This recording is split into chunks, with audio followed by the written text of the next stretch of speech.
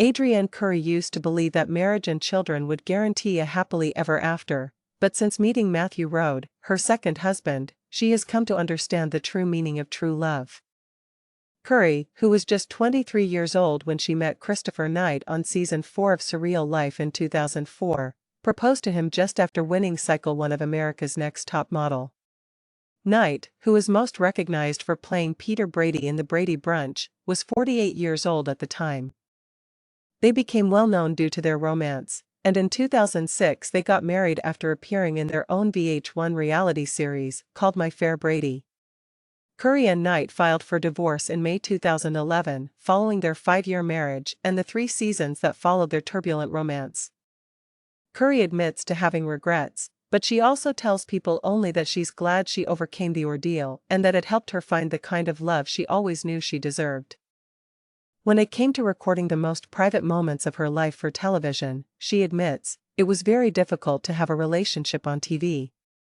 The hardest part was that, although most people would have said we were a total train wreck, we were really trying our hardest since we knew we were going to be filmed. I can tell you that without the cameras, it was much worse. Curry notes that even while she isn't ashamed of her experience on America's Next Top Model, she is still deeply embarrassed about her time on My Fair Brady. She remembers, "It felt like I was losing my voice. I was just turning into this face with corruption. But I had the appropriate kind of heart. At least I have that to go on with. I believed I was in love. I did not have some sneaky, demonic grand scheme. I genuinely wanted to establish a family and felt as though I was in love." Curry recalls feeling so left behind during that period when all of her friends were beginning kids. She continues, saying that winning ANTM threw me off my life path and that I probably, by 22 years old, would have been married and having babies if she hadn't taken home the crown. "That is just how I was raised, so I felt so much pressure to find someone and settle down, and I did," she continues. Curry was led around their empty house by Knight as he proposed to her in the first season finale of My Fair Brady. Curry started crying because she thought she was going to be kicked out, but then he took out a ring and proposed to her. "I've received 2 proposals," Curry quipped cynically to People. "Once, I was made to feel as though I was being dumped on camera in order to make me cry uncontrollably. And I gave my yes, which doesn't seem very affectionate. The second proposal was a man who was on his knees, holding my hand, and confiding in me while we were in a little hotel room in Kanab, Utah." She laughs and continues, "So my first proposal sucked," explaining that because she was so young and in front of cameras, she felt so much pressure to respond positively.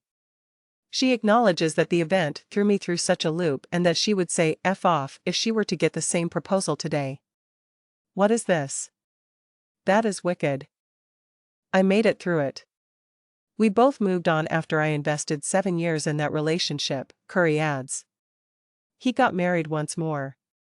I regret being married again, but every time I fall into that regret hole, I have to tell myself that if I hadn't done all that dumb mess back then, I probably wouldn't be where I am now." It was during her first marriage that the reality star turned actress realized she needed someone who valued and adored me as much as I valued and adored them.